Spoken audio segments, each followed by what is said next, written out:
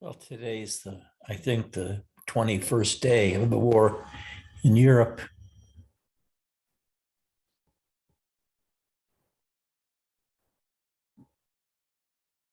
It's unbelievable what's happening there.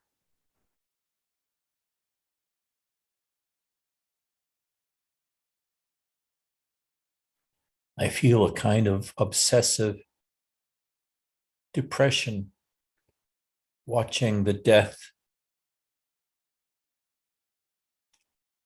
watching the people being dumped in the unmarked graves, mass graves, and the shelling in the streets. Everything's up close, a lot of dead bodies.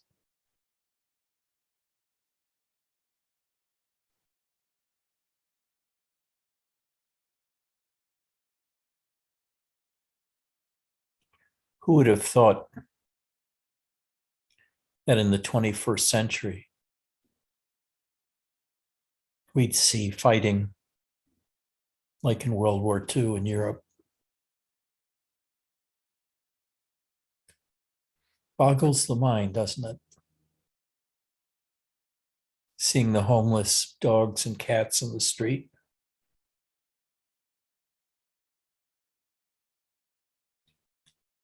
Apartment buildings hit with bombs and shells.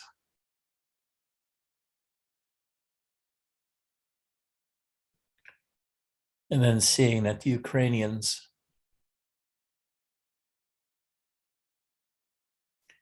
have begun to mount operations against the Russians that not only have stalled them, but are pushing the Russians back in places. And Putin searching all over Russia for additional forces to send into the Ukraine to do the occupation.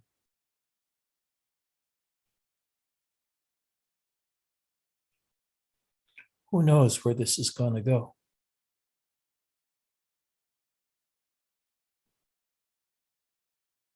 I heard it's been decided by Putin that he was capable of using nuclear weapons.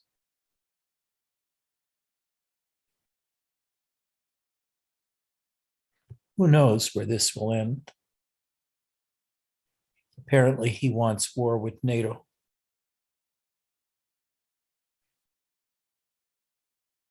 To what end?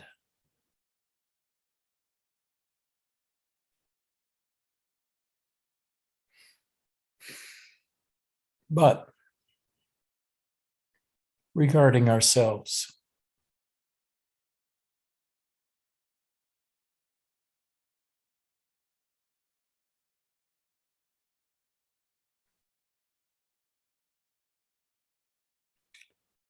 I'd like you to note that you are the only object in your own universe that knows what it's like to be you directly.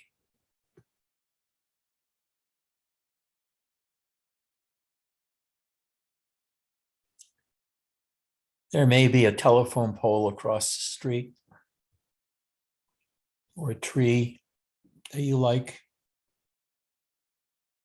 or a house standing there, or an automobile.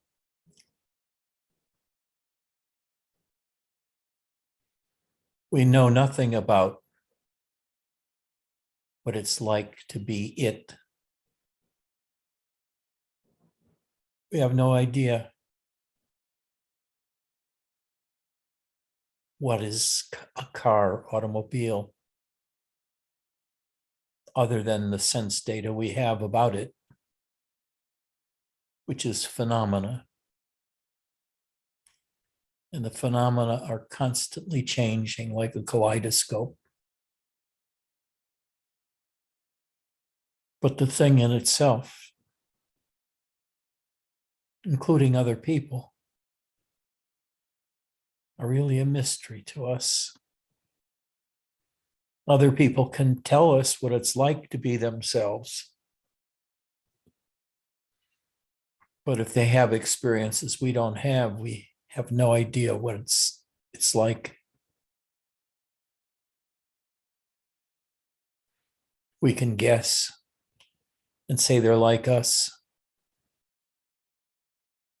And probably they are, but prove it.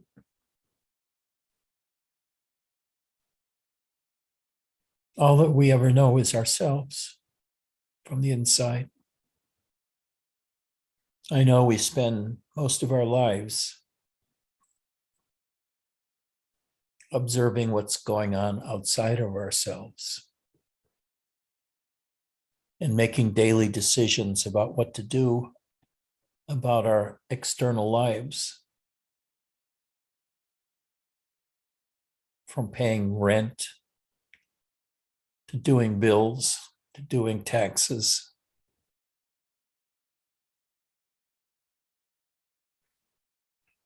Buying a car, buying a house,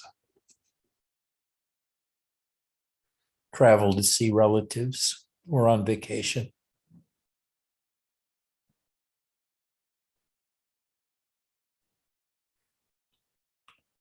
That's what we call the mundane world.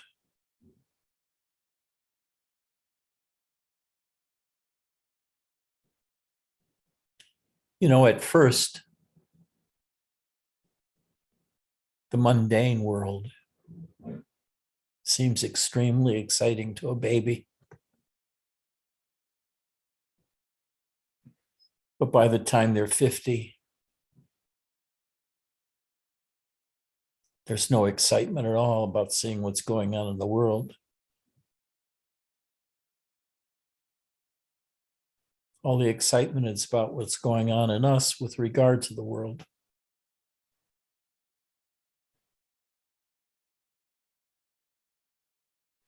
Do we have any security here?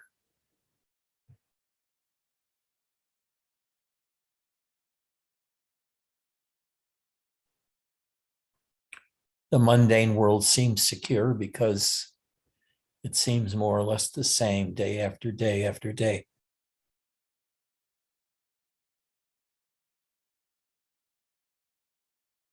We go to bed each day, maybe worried about what's going to happen the next day, but we go to bed and sleep, and there's peace there.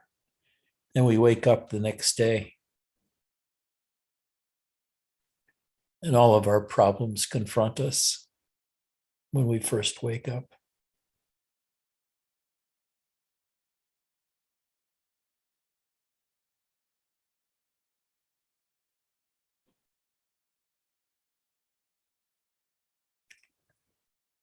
Carrying on from what I said on Sunday,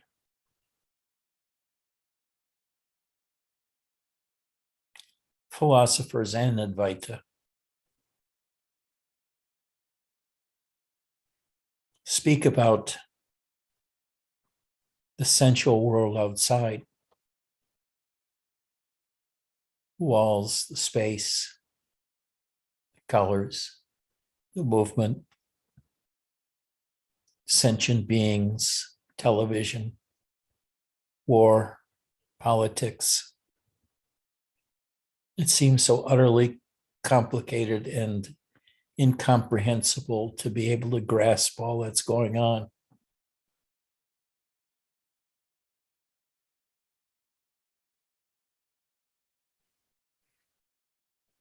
And some people get so caught up with where they are in life, starting a business, getting an education. They take everything in the external world too seriously, including the war.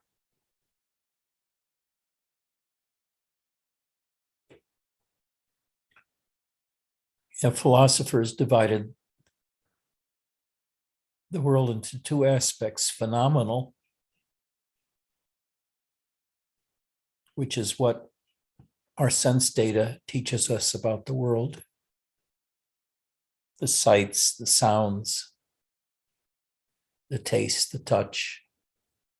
We read articles on cooking and the tastes involved, what spices to use.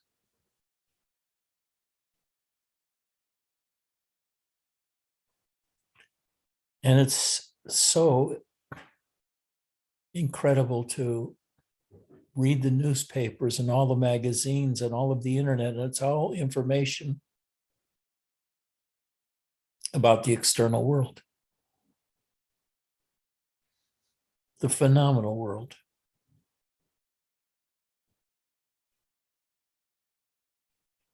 We don't see any television shows on the weekend called What Am I? Or Who Am I? Or What the fuck am I?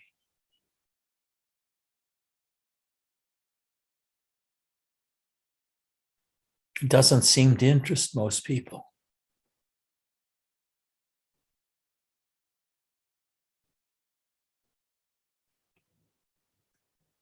That's why we don't have hundreds of people coming to satsang,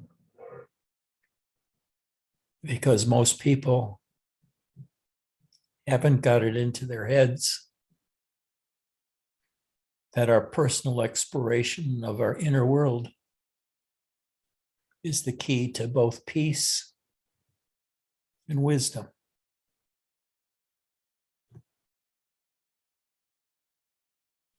As long as we focus on the world, we're caught up in it. The war is rent, what's to eat, cleaning the house, all busybody stuff, going to doctors, seeing what ails us, fighting to keep the body going. And as you age, watching all of your friends die, all your relatives.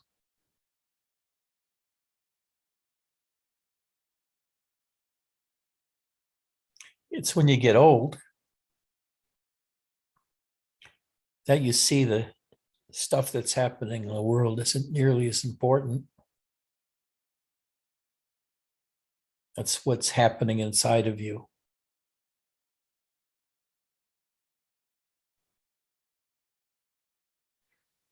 When the external world no longer is such a great attraction, where it's not our only focus.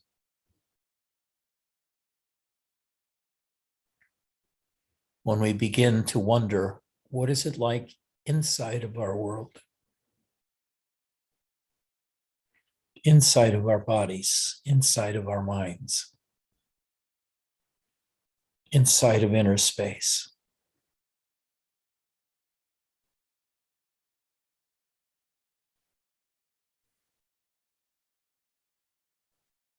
And this is what Robert was trying to show everybody when he said, be quiet.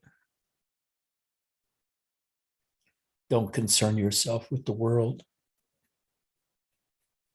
Concern yourself with your own self.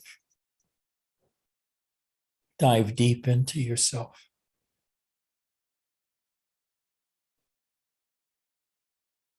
And find out what's there.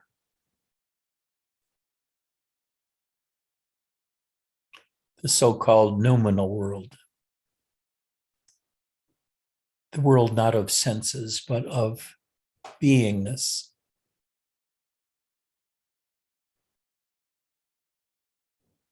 There's one object in the whole universe that we sense, where we can know what it's like to be inside of that object, namely our bodies. We see our bodies, my hands, my arms. We feel our bodies.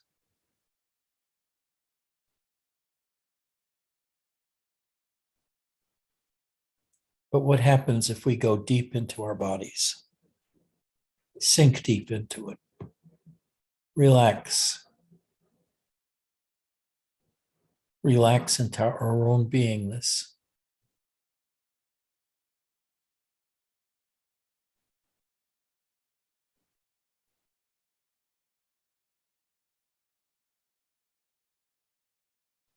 And then we discover an entirely different world. A world where one of the most prominent features is emptiness. Another prominent feature is to feel our bodies. And if we can relax enough,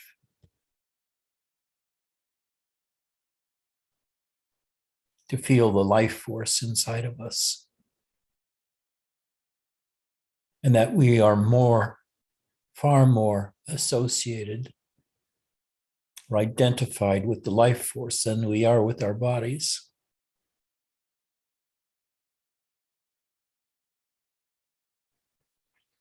By the life force, I means what I means is aware of our own experience of being alive and being aware. And realizing that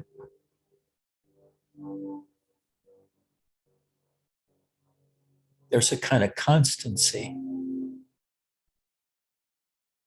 about the beingness. Because without our being, there would be no world. Not that the world of others would be destroyed if we were to die, but the world we live in, the phenomenal world that surrounds us, would cease to exist. So the phenomenal world depends on our existence, our beingness, our being alive, our senses.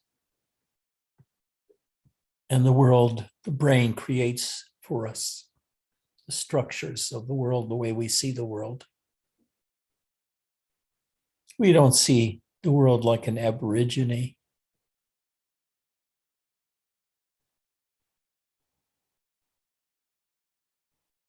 Or an American Indian of 300 years ago. We see it as a modern person with all our problems and in a way formed by our upbringing and education. This creates a matrix for us, a way of understanding.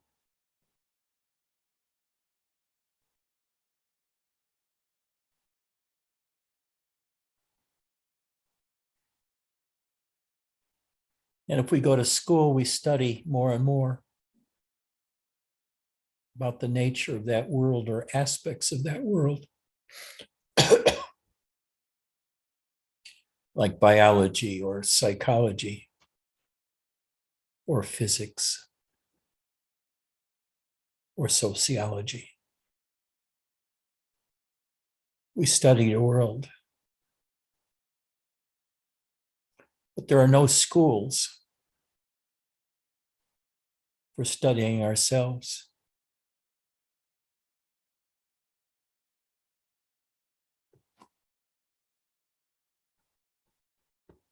That we have to do on our own. But generally, we go about it in the same way we go about understanding the world. We find a teacher, or we read books about the inner world, the noumenal world.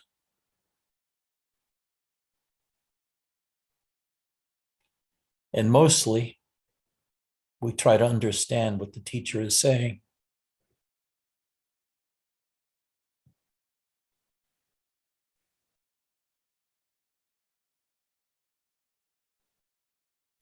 But who is willing to let go of all of that?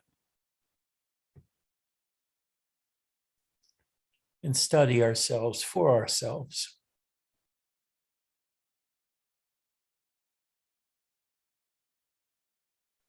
Who's willing to give up the external world and just rest in ourselves, rest in our own beingness, and there to find peace and joy, especially now amidst this horrible war.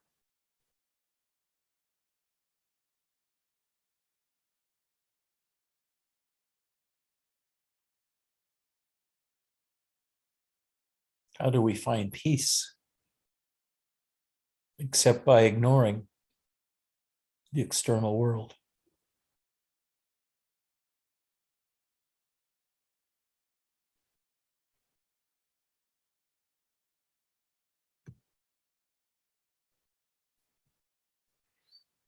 Vesselina sent me a cute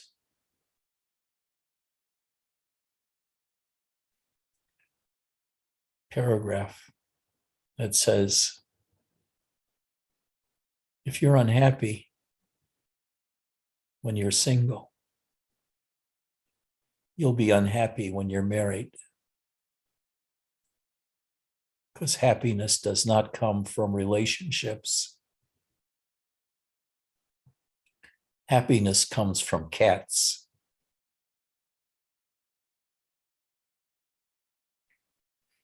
To me, that was a belly laugher.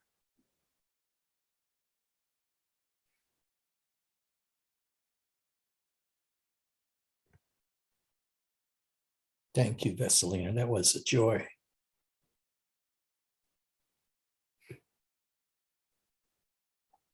How many understand that? That happiness comes from cats.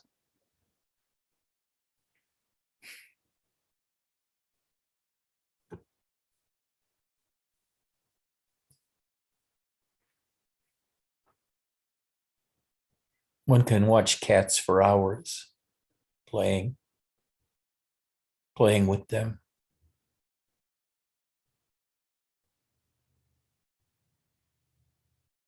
Scooting them off the dresser drawers before they drop everything onto the floor.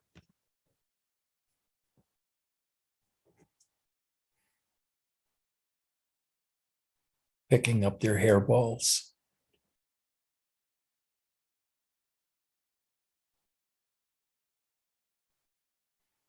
I want her to be like if we had our own hairballs.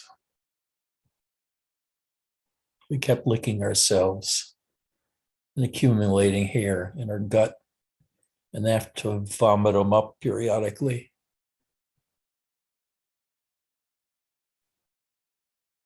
What's it like to puke up a hairball?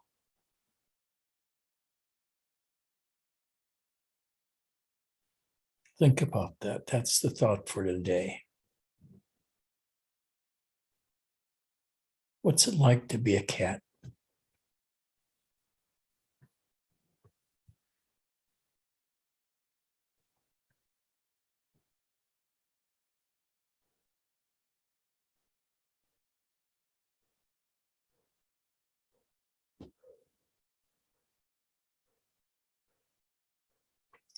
You know, cats sleep 2/3 of the day or better.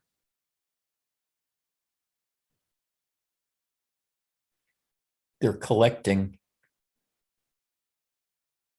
and delighting in their own beingness. Just like we do at night in this when we're asleep.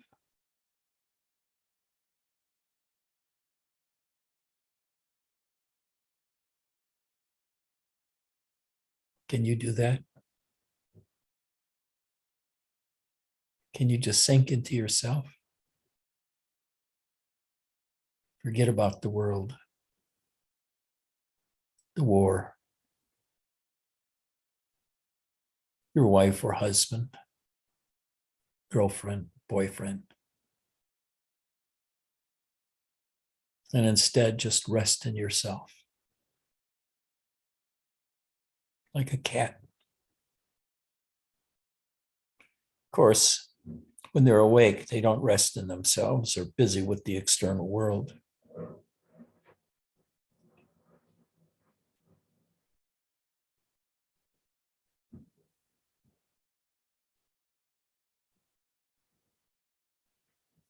But right now, can you sink into yourself and feel the emptiness inside your body, the darkness within your body by looking within? And maybe after a while, some of you begin seeing the internal light of consciousness illuminating your inside, that emptiness inside. And that emptiness inside is the same as the emptiness or the space outside.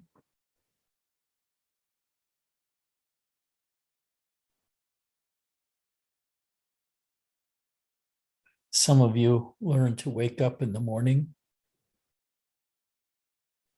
and you can watch how consciousness comes about in you,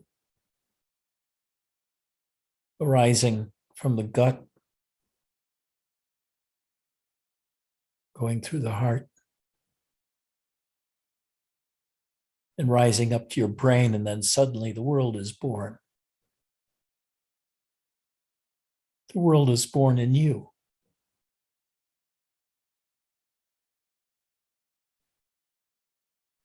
Without your existence, the world would not be. The phenomenal world is created by you.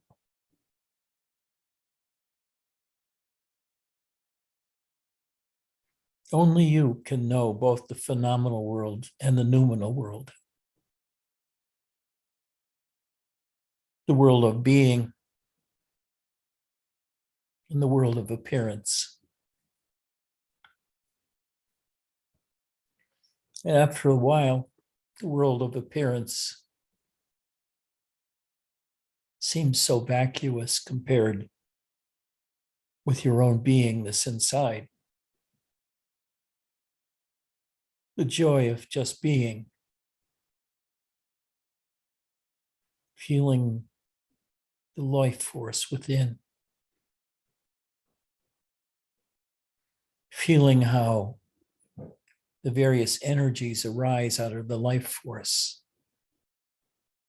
Kundalini and Chi, they flow from the same source.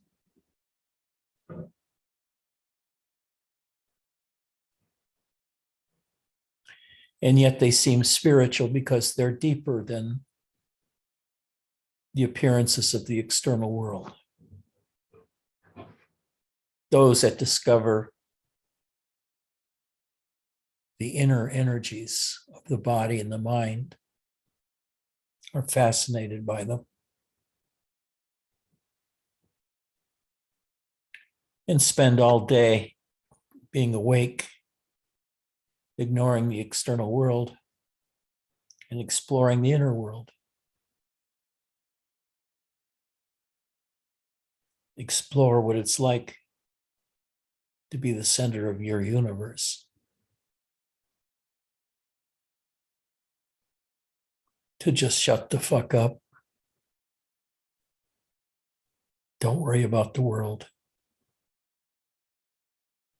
And just worry about your own self. And I don't mean that by worrying, it just stay in your own self. And see what attributes this noumenal world has. Experiencing the object of your body from the inside. You can feel your diaphragm moving, the muscles of your chest and belly moving.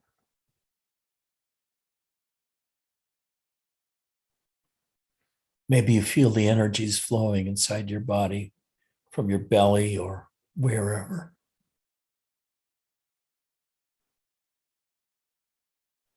Maybe you can feel your heart. You definitely can feel your arms and your legs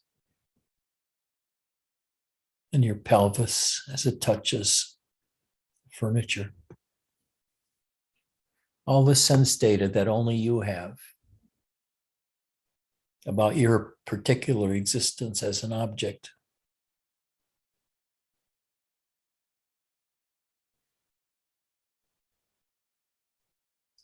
Then you notice that you're perceiving yourself from the inside, not from the outside, like you see every other object in the universe.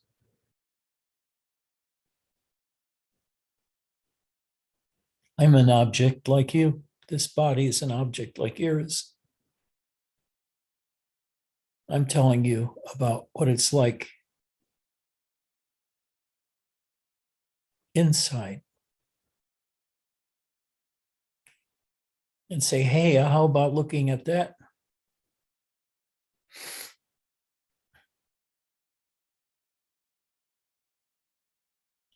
Inside, there's no aging.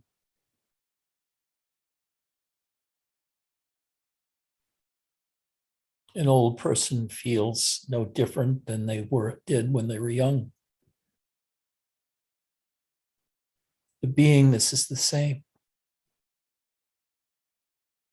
The awareness is the same.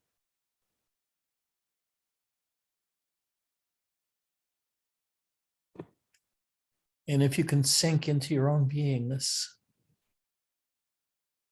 you can feel the bubbling of being alive inside of you. It's a lot like watching water boil on the stove.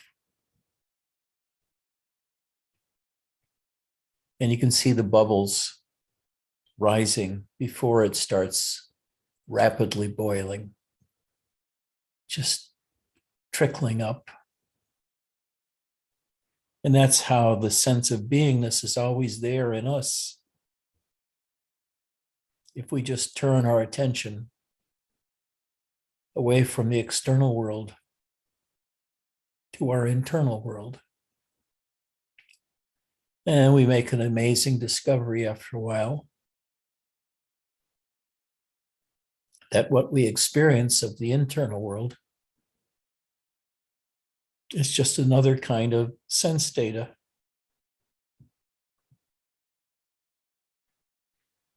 Instead of feeling the external world, we feel the internal world with our bodies.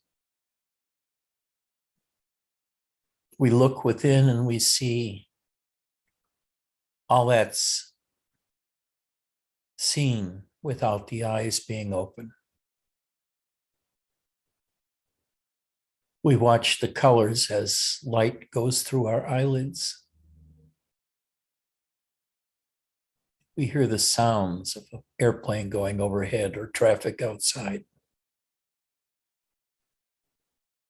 We feel our breathing.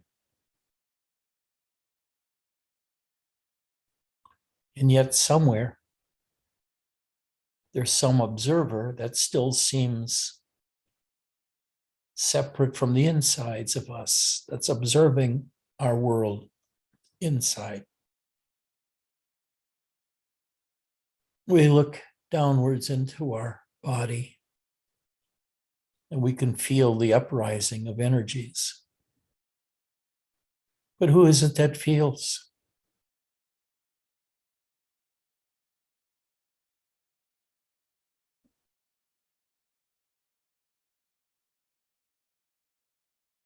Now, if we turn our attention to the observer and try to find out what is it that observes, we're doing what Robert tells us to do.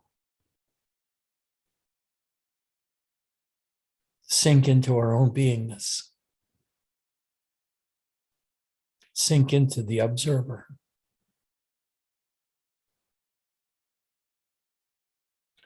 And when we can do this well, some strange things begin to happen.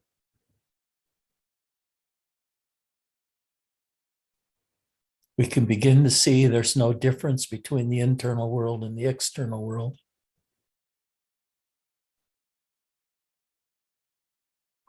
What the observer is can't be observed. Even our internal world is just phenomena, but a different kind of phenomena from looking at the external world.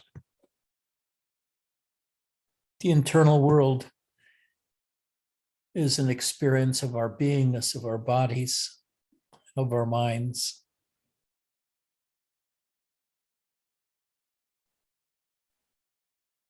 Our internal energies,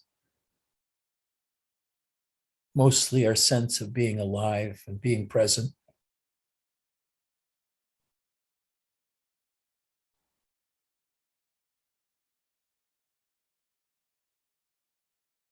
We begin to get the idea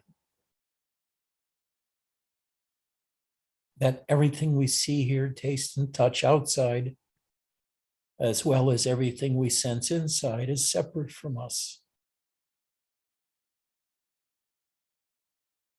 We, as the observer,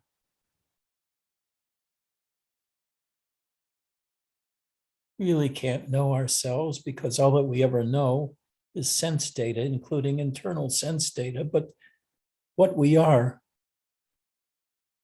we can't know.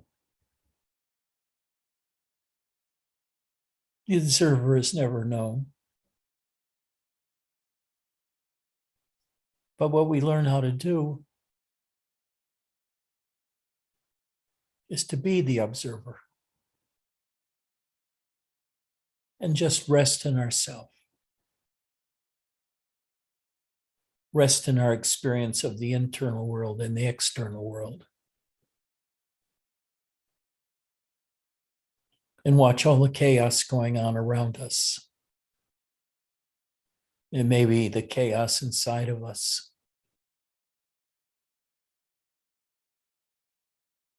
And we see really that none of it touches us.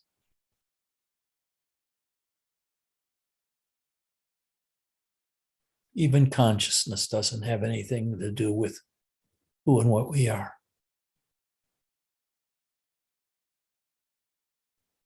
We're all together in a different universe. The observer is not a phenomenon because we can't observe the observer.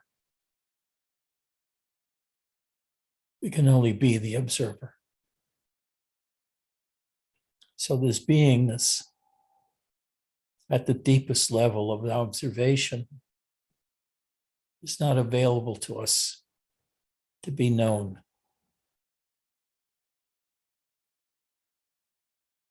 But when we sink this deeply into ourselves,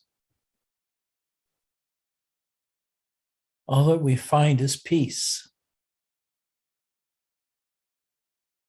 That peace pervades everything.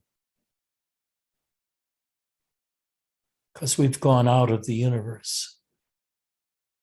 We've gone outside of the existence. We've gone outside of our existence of the external world, as well as the existence of our bodies and what it senses from inside.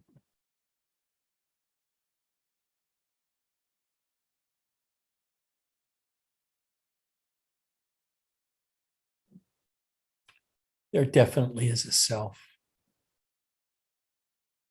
and it is me. But I have no substance. I have no extension. I have no attributes. I'm beyond all of those. I'm the observer.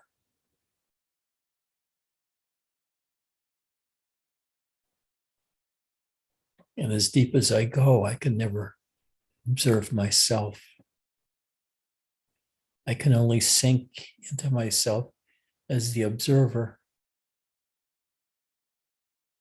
And in a sense, then the entire internal world and external world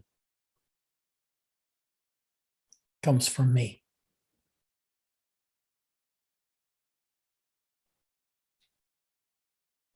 Comes from me. Without you, the world would not exist. Now, you can say the world would exist for other people, but you can never know what they know. You can only know what you know as a separate sentient being. Even your conclusion about how others experience the world is just your imagination, just what you make up. So really, any knowledge about anything is external object about phenomena. Either the phenomena in the external world, which is what science and sociology and politics and war are all about, or the phenomena of the inner world, which is what psychology and spirituality are all about.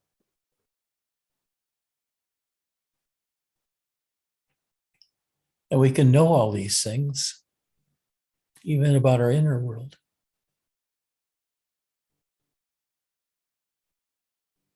But this knowing about is not our essence. It's a property that we have of ability to know. And that ability to know doesn't stretch to knowing ourselves at the deepest level. We can only be ourselves at the deepest level and realize that we're beyond time and space.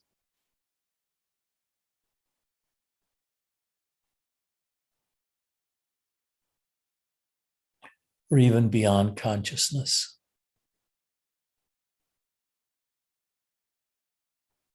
Consciousness, all of it.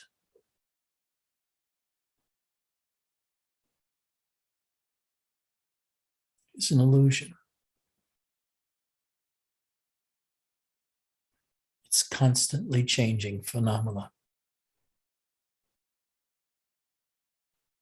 Like watching colors and forms in a kaleidoscope. It's constantly changing. Temporary. Fluid. Maybe you even delight in the change. Watching it is kind of fascinating.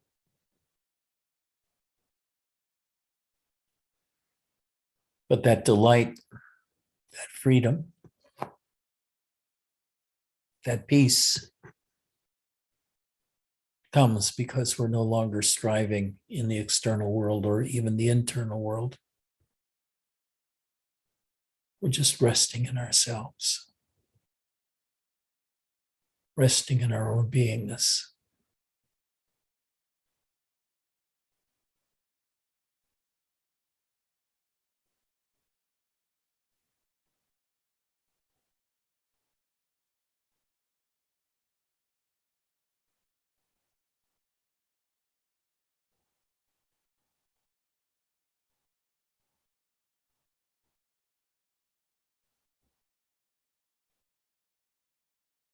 Do you feel the peace of your own beingness?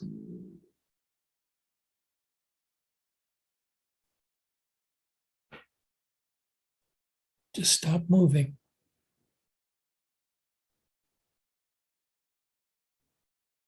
Just stop.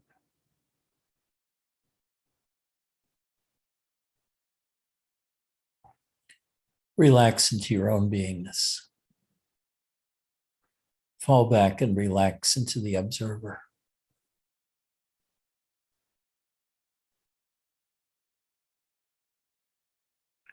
And a peace like no others will descend on you.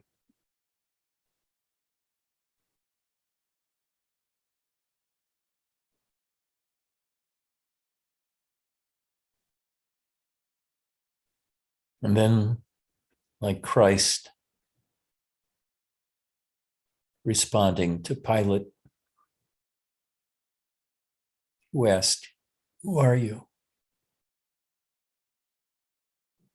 You can say, I don't know what I am. Because you've gone entirely beyond the world, both inner and outer.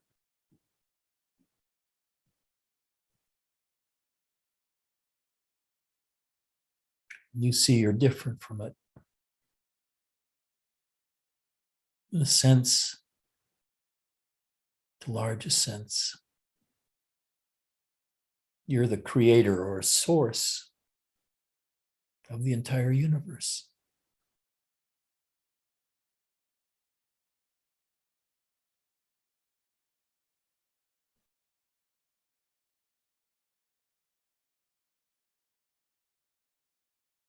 You're not part of that universe. In that sense, you're unborn. You're an observer that's never really been part of this universe or part of your body. You're just an observer.